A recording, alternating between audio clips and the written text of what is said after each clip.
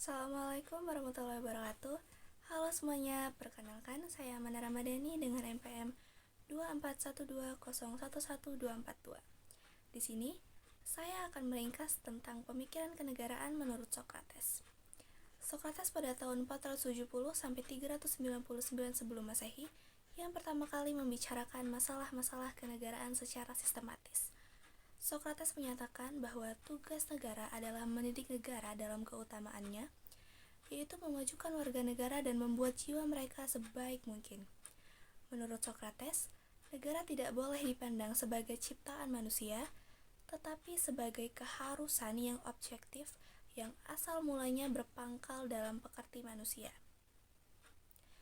Tugas negara adalah menciptakan hukum, yang harus dilakukan oleh pemimpin-pemimpin yang dipilih secara seksama. Dari pemikiran awal Sokrates inilah yang kemudian memunculkan negara hukum yang demokrasi.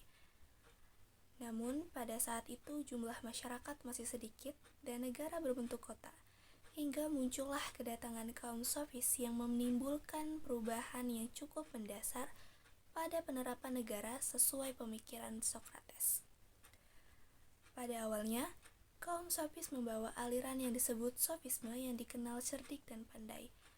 Namun lambat laun, pemikiran dan ajaran kaum sofis dinilai dekaden atau perusak moral dan menyesatkan karena kaum sofis berpikir negara ialah ditentukan oleh para penguasa dan keadilan itu bersifat subjektif dan hanya merupakan hak para penguasa.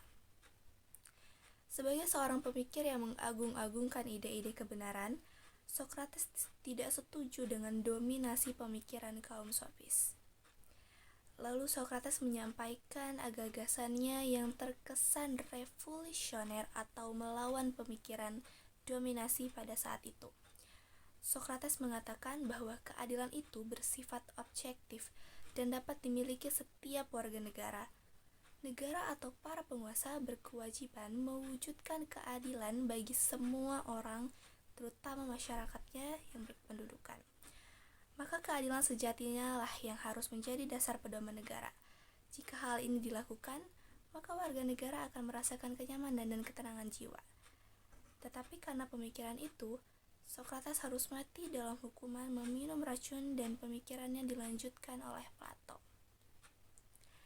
Sekian ringkasan dari saya. Wassalamualaikum warahmatullahi wabarakatuh.